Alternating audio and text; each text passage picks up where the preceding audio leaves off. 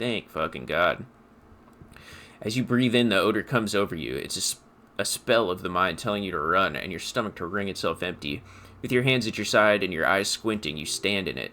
It's a puzzle. What's hanging in front of you is a puzzle of decaying flesh, tattoos, and tendons. Do they always do that?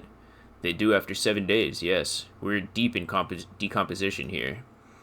The man before you is naked, but for a pair of underpants and enameled boots. His skin is greenish, marbled with decaying veins and blotched by lividity. A fading web of tattoos covers his chest and shoulders. The cargo belt used to fasten him to the branch above appears industrial in strength. We have the cutters. I know we have the wire cutters, so we can just cut them down. I wonder if we can do all this later. Let's do it now. The material appears to be ceramic. Its clean white stands in the stark contrast of the decaying flesh above the knee. The man wore thick polymer socks, probably for padding. A fine array of interlocking plates covers them. These are clearly not boots, they're armor, possibly of a larger set. These aren't just boots, are they? They're armor. Indeed. With his notebook under his arm, the lieutenant crouches to inspect the soles. Technically speaking, these are sabatons, not boots. Oh, that lieutenant uses a memnotic technique A6. That's not just any notebook, it's a classic. Thanks, super useful to know. It's all you, baby. What kind of armor is this exactly? Ceramic plate. Zirconium dioxide, most likely. This is where the make would be. Where? Under the heel. Fairweather. He turns the boot slightly. Fairweather model T500/VE. I'm guessing that's vitreous enamel. This is advanced stuff. Knock on the boot. A small bell-like sound fills the air, like tapping on the side of a porcelain cup. Sounds fragile. It's anything but. This material is a kinetic redistributor. It spreads the kinetic energy horizontally from plate to plate, dissipating it entirely. He points to the boots. See? Faint organic lines cover the plates where they separate into smaller ones. These plates then divide into smaller plates until there are hundreds of them altogether. Like whirls of floorboards, the design looks organic, influenced by highly resistant wood materials like lignum vitae and ebony, perhaps. What does this remind me of? If trees were made of porcelain, then this is what their cross-section would look like. Huh, interesting. Run your fingers over the lines. The smooth, glossy surface fractures into ever more intricate interconnections, peaking on the right sabaton, where you notice the whorls are in the shape of a letter and a number combination. E50.100.1000. Point to it. Looks like there's a serial number on the right sabaton. Good. Can you read it to me? He tips the drying ballpoint pen of his pen on the tongue. Drama. We can lie about it. No. New task, run the number on the victim's armor. We have a make and a number. That's something. We can use the radio in my Kanemo when we're done. Either station can chase it for us. How could this man afford such expensive hardware? That's for us to find out, he checks his notes. Mr. Gart implied he was security personnel for the harbor company. This confirms my own assumptions. He's look pretty advanced for a security guard. I agree. The equipment is way behind what a guard can afford. Way beyond what a guard can afford. What happened to the rest of it? Locals probably scavenged it. It would be odd if he had more on after 7 days. Alright. Can keep a lookout for his armor. Maybe he was just wearing... No. The sabatons dangle off the man's decaying form, ageless and synthetic. Do I want to grab a boot? Back off and look at the corpse. Let's take a look at the belt. The hangman's knot is pulled tight by the weight of the corpse below. Yellow hard-edged polyester cuts into his neck. Above, a sliding buckle ties the belt to the branch. This is a steel-reinforced cargo lashing belt, big brother of the regular cargo belt. It's used for tying cargo under 6-rotor airships. Don't ask me how I know, but this is a lashing belt used for airlifting cargo. Airlifting? I thought it was used on lorries, for strapping cargo to them. Apparently this is a reinforced kind, for air transport. My brain tells me so. He nods. The local harbor uses 6 rotors to shuffle containers around. I get the sense they used whatever was on hand without paying much attention to not incriminating themselves. Sure wanted him to stay up there. The rope is enforced with steel wiring. I was afraid it would be. He rises to inspect the noose. Thin steel wiring, parallel strands. This makes getting him down more problematic than I had assumed. How did they even get him up there? A noose is one of those things that's easier to use one way around. He points to the buckle, tying the belt to the branch above. Did they climb up using the kid's ladder? The ladder can't carry a grown man. I didn't see any splintering either, did you? I think they lassoed the branch, then pulled the belt to close the buckle. He makes a pulling motion. Could be. The shape of the branch supports the theory. It's kind of down here, in the lower part of the branch. We're assuming dock workers did it. The brief suggested as much, politically motivated by the ongoing strike. Did you not get a briefing? Yeah. Ask him to tell you about the case. Then you should ask me the first moment we get. Alright. The cadaver hangs from the cargo belt, limbs limp and torso covered in tattoos. Let's check out those tats. An intricate web of blue lines stretches across the torso, from the right shoulder to the solar plexus. Each time they intersect, a small white star is formed in their crossing. Hundreds of fading asterisks riddle his skin. Their concentration is highest around his heart. Is this the map of the night sky? Map of the stars. He turns around to breathe before inspecting it closer. I do see some similarity to astronomical charts. Great Century Messinian, maybe. But this seems more particular. Customized somehow. As if someone let out most of the night sky, filtering it through personal choice. The principle of this filter remains unknown to you. The thought dissipates, and you feel as though you were only half right. I'm missing something here. So am I. A sudden ringing fills the air as the lieutenant pulls down the zipper of his orange jacket. He wears a wide leather belt around his waist and a gun holster under his arm. He takes a thin piece of milled aluminum from his coat pocket and pulls it open. It sounds like a sword being unsheathed. A small lens appears, some sort of camera. Let the lieutenant work. Shit, Kuno, what the fuck is that? An instant color camera. He produces two metal-capped ampules and clicks them into place on the side of the apparatus. A thin slot shines there. I only have 2 ampules, so nobody move. I don't want to waste one. He points the camera at the corpse, peering into it. The lens needs adjusting. Then, woo! Nice. Looking good. A sound, a shrill flash, followed by the breaking of the small ampule of glass. You see streams of color pour onto the thick, glossy piece of paper rolling out. On it, a color-perfect copy of the dead man's tattooed chest. In case we need it, the lieutenant says, and shakes the paper, letting it dry in the cool wind. Cool machine. Yes, he slides the camera and closes it. It is pretty cool, isn't it? There's only 1 ampule left. Use it wisely. What do we need this photo for? If it contains insight into the victim's person. By his build, I'd say that this was a man of physical violence. The story he wanted his body to tell was important to him. It is his letter to us. Someone should decipher it. We'll need to show it around. I'll let Kim hold on to it for now. Here, a souvenir. He hands you the piece of rolled up photo paper. It's no longer than a pack of cigarettes. Don't lose it. Alright, I guess I got it anyway. I'm gonna take a look at this guy. His eyes are milky white and blind to the world, protruding comically from their sockets. There's no one home, just subaquatic terrors there.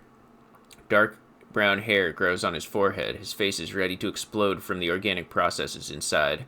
The death's head grin has passed. What remains is an unrecognizable mess. Inland Empire? What the hell? What does that even mean? Let's try it. Almost 20% chance. Failure. The corpse is dead silent. You have no idea why you just said that. Who is he? He's male, 40 to 50, with an athletic build. Alright. So how do we get him down? He stops to think, then checks his notes. Are you sure we finished the preliminary examination of the cadaver? We might miss some of these things once he's down. Alright. Squint and take a step back. As you narrow your eyes, the monster before you blurs into a violent mess of green and pink. This is a trick. You've done it before. Pink is where blood settled in the first hours post-mortem. You can use it to see if the corpse has been tampered with. Does his position at the time of death match the discoloration? Observe.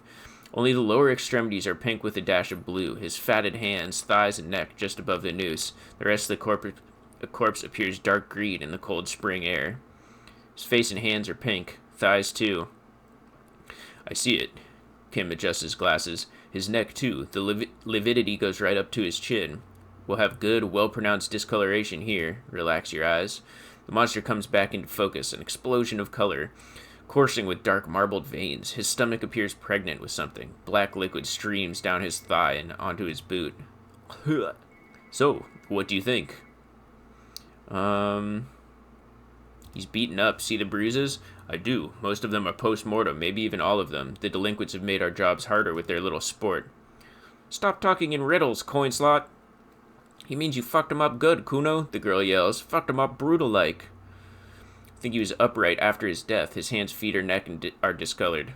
Agreed, he points to the belt, especially on the neck. The belt acted like a tourniquet, keeping the blood from his head. The hypostasis supports a hanging. You would still like the hypostasis marks in the neck to be a bit more pronounced. Could it still be he was moved after death? There's always a chance. We should check for ligament marks on his neck to see if they're in tune with the belt. We'll have to get him down first.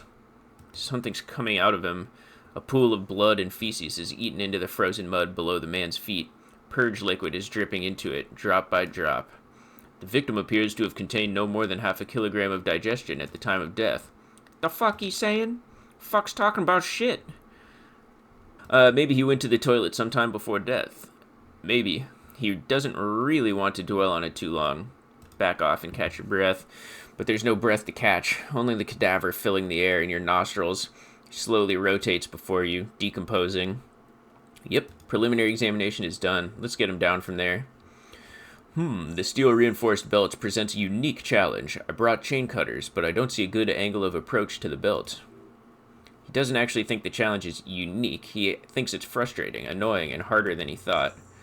The cadaver is a good 1.5 meters up. Neither of us can reach the belt without assistance, and even if we do, there's a question of cutting the airship-strength material. Let's see, what would be a good option? Get someone else? That's always a good option. Saw the branch. Don't really have a saw. Can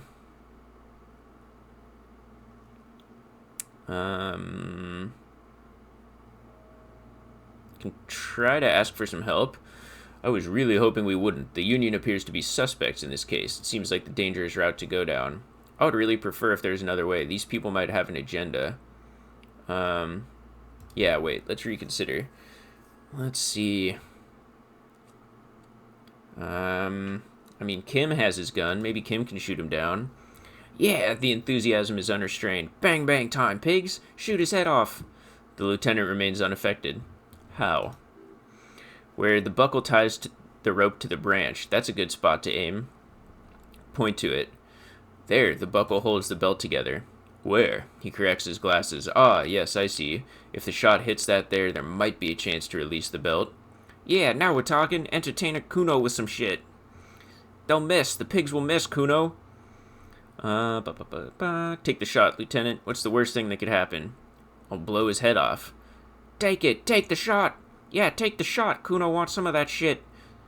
Silence. With his elbows sharp, the lieutenant unzips his jacket and produces a lightweight firearm. Drops a paper cartridge into the barrel, separates the scouring stick, and gives the cartridge 5 tucks, securing it in place. That's a Kegel A990 Armistice mass-produced muzzleloader. Aesthetic, frugal, one of the most common firearms in the world. He steps back and assumes the Faltace position, taking aim. The corner of his eye twitches. His finger is on the trigger. Easy does it, partner. He's gonna fucking miss. The kid's voice is drowned in a shrill blast that echoes off the walls of the surrounding tenements. A cloud of smoke slowly parts in the air, and the lieutenant steps back and says to himself, God damn it. A lot of things were wrong with that shot. The Phallos test was the wrong choice. His shoulders were raised, but above all, he cannot trust his eyesight. Fucking idiot, Mokupa, asshole. Kuno could have hit it easy, but then Kuno's not fucking handicapped, is he? It's okay, man. Kuno's sorry too. Kuno feels sorry for the binoclard. Lieutenant doesn't say a word, just looks at the gun in his hand. Try again, maybe? No, we're lucky as it is. We didn't break anything, and the victim remains uncompromised. He looks around at the windows overlooking the yard. Any more mistakes could put us in an unfortunate position with the locals. We have eyes on us. I didn't do us any favors with that. What now? I have to say, it's beginning to look unlikely we can get him down without assistance. You know, you don't feel like you're too bad of a shot yourself. Can I have the gun? I should try. It's bad as it is, us shooting firearms like punks. He pauses, then shrugs and proceeds to load the pistolet. Go ahead, I'm not stopping you. Just don't lose it. The piece shines in his outstretched hands. They only have one gun. This is the sorriest pair of pigs Kuno's ever seen. Take the gun. Yeah, take it, you fucking Banapoika. Take it, shoot yourself in the mouth. Feel the weight first. The cold piece of bakelite and gunmetal is surprisingly light. Your finger fits right through the guard, instinctively resting on the trigger. You've held this, a P9 armistice, before. At some point it was probably used to be your choice of firearm. It still feels comfortable, like you never laid it down. The fuck are you waiting for, Kuno? Tell him to shoot himself in the mouth. They already did, Kuno asks. Chill out. Point the gun at the belt. Buckle comes into focus in your sights. You stand with your feet planted firmly on the ground and your left hand supporting your gun arm. Why don't you just shoot yourself in the fucking mouth, she hisses. At least you won't miss. Uh-oh. Let's see. Close your left eye. Your field of view narrows. The branch slowly moves, become entirely two-dimensional. The metal buckle glimmers, catching the noon light as the corpse slowly rotates. Slow movements of the branch in the wind and your shoulders directly the gun sync up, dancing hypnotically. Look, he's crying. You gonna cry now? Now we've got an even chance. Yeah, fuck it. I really do want to get this body down. Hell yeah. Alright. The buckle explodes into tiny pieces, coming loose with a whirr. With your hand numb from the recoil, you look at the body slumped down. For a moment, the man appears to kneel in front of you. Then the rigor in his muscles gives up, and he smashes sideways into the spring mud, letting out a horrid stench. Hey, 70 XP, not bad. Who's laughing now, you little shit? Fuck you, Krapale. Despite her words, her tone seems celebratory. You've been policed. Ace is high. The lieutenant raises his right hand, waiting for you to slap it. The Ace is High custom is invested by the aerostatic brigades during the Revolution. It is used to celebrate success in Revicol, especially in sports. The gesture is spread across the world, despite the defeat of the revolutionaries themselves. You could add an Ace's Low to it if you like, by turning your back after the high and waiting for another. Yeah, let's get into it. The high arrives with a sharp slap. As you turn around, there's a moment of doubt. It feels like that low ain't gonna connect. Chill.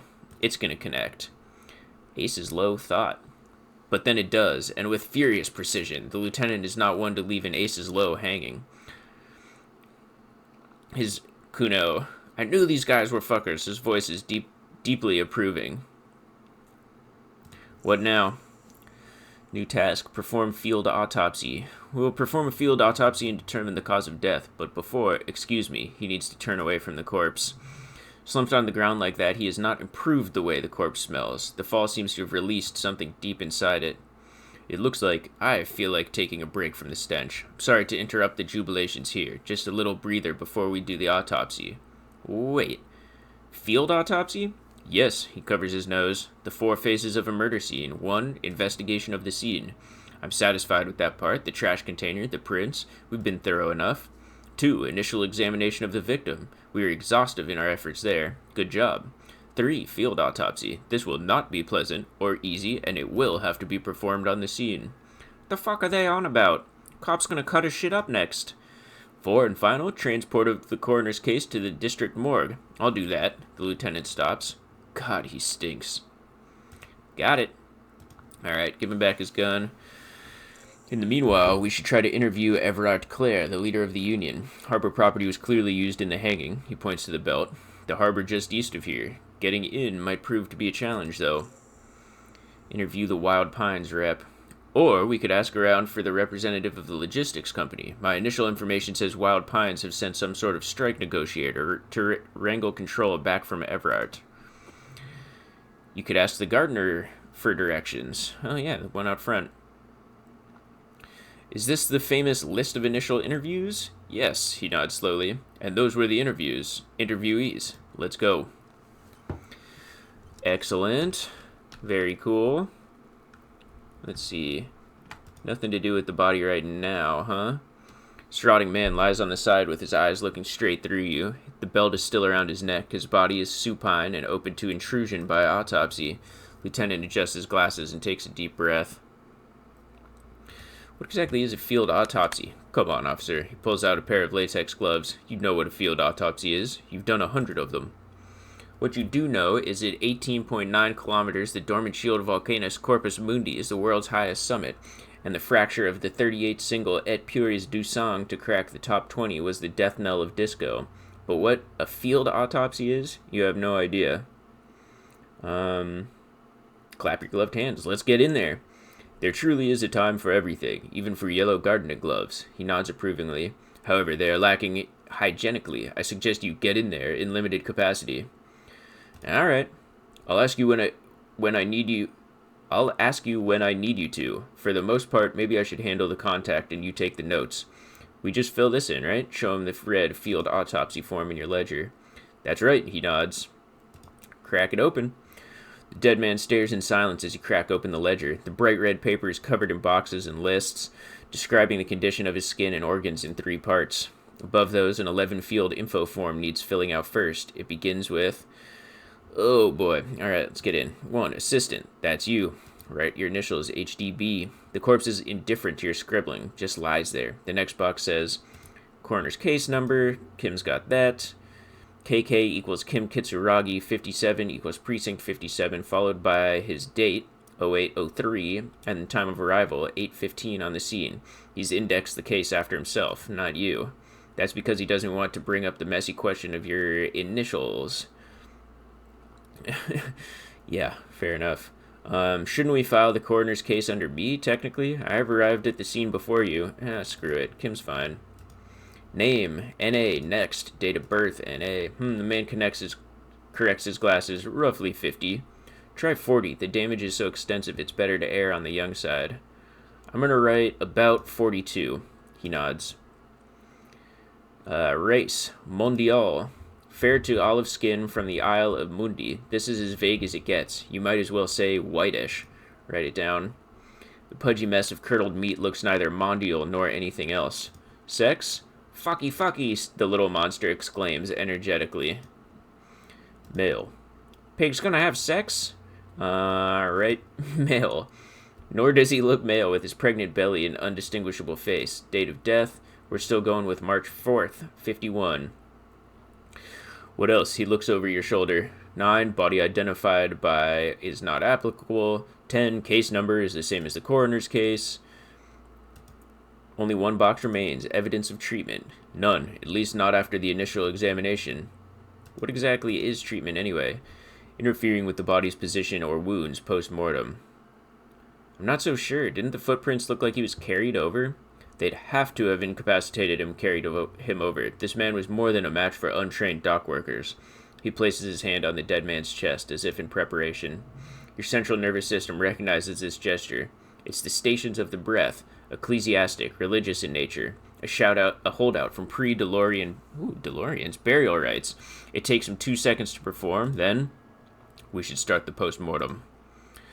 The corpse cannot feel Kim's hand on his chest. It no longer meaningfully interacts with its surroundings. A thicket of boxes, lists, and red copier paper tries to answer why. External examination summary. Clothes, he begins. The deceased wears armored boots and white briefs. The make of the briefs is Barbadine, I think. Let's see. He turns the body onto its side to check the underwear label. See, it's happening! Barbadine, yes. Inexpensive, size medium, color white. The disappointment is palpable. Oh, that they're not saying that. The disappointment is palpable. The red-haired thing was expecting something more lurid. Write it down. The boots are ceramic, vitreous enamel. They're fused to his skin from blood flowing downward post-mortem. Removal of the boots is left for processing. The boot has a serial number. Yep. Tattoos. He stands up, feet planted on either side of the body. The upper torso. Yep. We've figured all this out. Like a map of the night sky. Ink is blue and white. The assistant has a color photograph of the markings to be added to the case files as document A1. The photo is taken on the scene using a Trigot Mini. The deceased has a belt for airlifting cargo around his neck, tied with a hangman's knot. Color? Yellow. Length? 3 meters. There's a buckle on the other end. He produces a measuring tape. Well-nourished, athletically built, measuring 1.8 meters, generally consistent with age 42. Preservation is good, ambient temperature is below freezing. Body hair is light brown. Distribution is consistent with age. He kneels in to get a better look. The deceased had male pattern baldness, hairs combed back, short. Touch the corpse's hair. I don't need to stroke this dead guy. Write it down. Lividity is consistent with hanging. The head is congested. Contusions are present on the head, chest, and thighs, consistent with stones thrown post-mortem. Low velocity. Fucking low velocity? The kid explodes. You think Kuno doesn't know what you're talking about? Velocity was fucking max. Talking shit about Kuno's velocity. The lieutenant pays no heed. In addition, there are bite marks on the face, scalp, and chest, consistent with predation. Write down. Ligature mark. The lieutenant produces a small folding knife. With the other hand pulling on the belt, he starts cutting into the polyester. The stench is horrid. After a while, it's obvious the material cannot be cut. Steel wiring, he concedes, breathless. There's too much of it. We need to remove the belt so we can get to the ligature mark. The chain cutters. Good thing we got these chain cutters. Always good to think ahead. Now, he points to the rope squeezing the dead man's neck. We need to cut the belt to see the ligature mark below. Carefully, with as much precision as you can. See, my pig is gonna fuck his head off. No, he ain't, see? No, he ain't. C looks blasé. Your pig's a born fuck.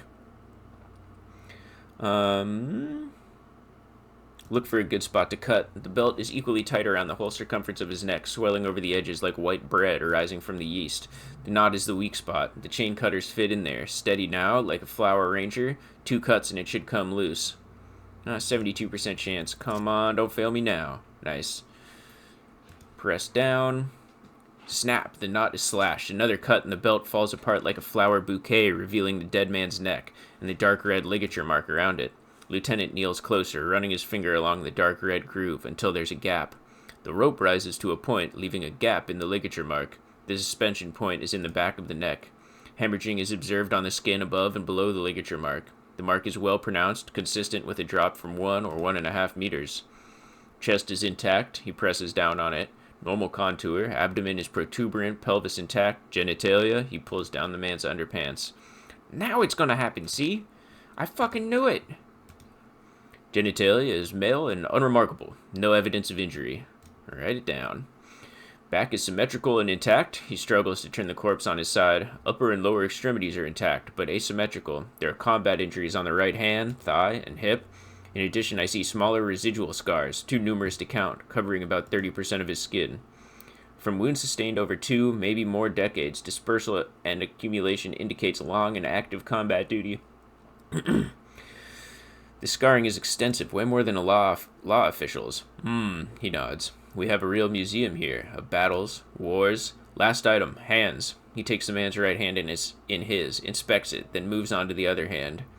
Let the lieutenant work. Hands are clean. He inspects the wrist. No sign of a recent struggle. Were we expecting any? I was. Maybe I'm just not seeing them. Honestly, the stench is making it hard for me to think for the moment. Whew, he turns to the side to breathe. It's not enough. He buries his face in the sleeve of his jacket. You hear a muffled voice. That's all for the external. Well done. What next? Boy, let's get in there. Central nervous system, he says, and then concludes abruptly. I have nothing. Do you have anything on this man's central nervous system? Of course. There's a moral to be drawn from it. A moral to this story. Nope, right? Not applicable. Musculoskeletal purge fluid is coming from the mouth. He gets close to the swollen mouth hole, eyes squinting from the fumes. Not injury related. Eyes and tongues protuberant. Hyoid bone. Let's see. With his eyes almost closed, the lieutenant puts his hand on the dead man's throat and begins to massage it gently. A rotting smell erupts from the mouth. Purge fluid runs down his lips, black and viscous. You hear cracks as the lieutenant moves his sharp fingers inside the flesh, like a creaking of an old house at night. Yeah, jack that fucker off. The hyoid bone is fractured, he says after a while. The rest of the musculoskeletal system is intact, unremarkable. Back hunched as if in prayer, he begins to pry open the dead man's jaws. Respiratory system. He stops to exert more force. Both hands are used. Oral cavity shows no lesions. The victim has received dental implants, possibly after a combat wound. Mouth swollen, hemorrhaging present in mucose of the lips and mouth. Let's take a peek, too. No scream, no sigh rises from the darkness inside. It's humid there, sickly sweet air, unlike anything living. You feel like you're about to throw up again, straight in that mouth of his. Let's take a look a little deeper. Oof, taking health damage. It's hard. Once more you taste stomach acid in the back of your throat, a contraction. The throat pumps a little something from your stomach and into your mouth. You're forced to swallow just to keep looking. Inside, you see darkness, just a mess of meat and darkness. The lieutenant lets go of the jaws. The mouth snaps shut before you. Hemorrhaging, present in mucus, he repeats impatiently. Write it down. He wipes his brow. Hepatobiliary, not applicable. Why, we don't have anything? He looks at the corpse's stomach with a mixture of tiredness and disgust. Are you a What is this word? Hepatobiliary expert? Hepato means liver, and biliary the gallbladder and bile ducts. Am I an expert in these things? Nothing in your alcohol-soaked memory directs to having forensic expertise on either one. Neither am I. Yep. Same for toxicology and serology. Yep. Cardiovascular. The body exhibits heavy lividity. Blood is gathered in the hands, feet, and neck. Hypostasis is visually consistent with a hanging. Gastrointestinal. He breathes a sigh of approaching relief. This is the last field on the list. He looks around to the ground, the pool of feces there. This will do. Then he touches the corpse's bloated lower abdomen briefly and says, digested semi-solid food in stomach. Voila. Write it down. Omit the voila. What's next on the list? Check out his injuries. Let's see. He tilts his head. We have bite marks, protrusions on the head and chest, a ligature mark encircling the neck. You'll need 3 fields. Leave a 4th one, too. Be thorough if you want maximum results. Yeah, we want maximum results. Check the bite marks. He nods. Chest, head, and scalp bite mark injuries. Predation by birds has caused damage to the body. Odontologist does not need to be consulted. And your opinion, officer? Beneath the description there are 2 boxes waiting to be ticked. Not fatal post-mortem. Agreed. Next injury? Check the contusions. So, the scalp bleeds from a post-mortem head injury. A stone. The injury does not have the rim of an early inflammatory response. A perpetrator on the scene has confessed to causing it post-mortem. At maximum velocity, fucko. He confessed to causing it at maximum velocity. Write it down. Coagulated blood sticks to his scalp and chest, where the countless stones have hit the dead man. Beneath the description of injury, 2 boxes. Non-fatal post-mortem. Right. Next. Let's do the ligature mark. A dark red abraded ligature mark encircling the neck with a gap on the nape measuring, let's say, 7 centimeters. The hyoid bone is fractured, the cervical column intact. I see hemorrhaging on the skin above and below the ligature mark. Depth of the mark, 1 centimeter. No sign of clawing on the neck. Below the note, 2 customary boxes wait to be ticked. The man's head jerks to the side, awaiting your judgment. The ring around his neck is visible. Think for a moment. There's time. Don't rush. Let's see, the ligature mark. I'm not sure this is what killed him. See what Kim thinks. Lieutenant falls silent abruptly. Why do you say that? He tilts his head. If you find a body like this hanging... yeah. Did you? His eyes narrow. I'm not so sure. I thought we could establish the cause of death here, officer. Now I think we should leave it empty. Yeah, I agree. At least for the time being, he nods. If we don't like it, I can always amend this later in my paperwork. Sweet. 70 experience, hell yeah. And another level. He produces a small plastic roll from his jacket, a body bag. Let's wrap this up. I pronounce this field autopsy over. First, how did it go? Well, we established probable cause of death. Some would say that's the goal of an autopsy. We were thorough with the list of injuries, too. We described them all in detail. What is there to say, given the circumstances? It was a professional field autopsy. What now? I need a copy of that autopsy form, then I will be driving him to Faubourg. Rip out a copy of the autopsy pages for processing. He looks at the dead man one more time, then at the slip of red paper in his hand, then at the corpse again. You tilt your head, also looking at the corpse. I'm sure we didn't get everything. There's always something. Alright, we can do a couple checks here. Any of these any good? Shit, man. I mean, my visual calculus, I think, is allowing me to do this. But then there's, these are all pretty low chances. Yeah, nothing from the Inland Empire. May as well try this. I don't think it's going to happen. Legendary failure. You run your hands over the victim's cold body, his limbs, his torso with its swollen organs. Maybe you should be more thorough. Look under his fingernails. His fingernails have turned dark. They're chipped and quite long. There's dirt under them. That's all. Do you think we missed something? Yeah, there's something we're just not seeing. Okay, well, We're in livor mortis here. He's disintegrating. We need to refrigerate the body if we want to conduct another examination, and we need to do it fast. Isn't it below freezing out here? What the hell is the problem with that? Okay, where do we find a fridge for the body? It would have to be industrial in size. Let's start by asking guard at the Whirling in Rags and the Fritz store down at the gates. If they don't know, his voice trails off and the gaze settles on Kuno. But only if all else fails. Fuck are you looking at, Ping Pong Man? You want a piece of Kuno? Want to get fucked? Only if all else fails, he stresses. Need to take another look at the body. Fridge victim's body.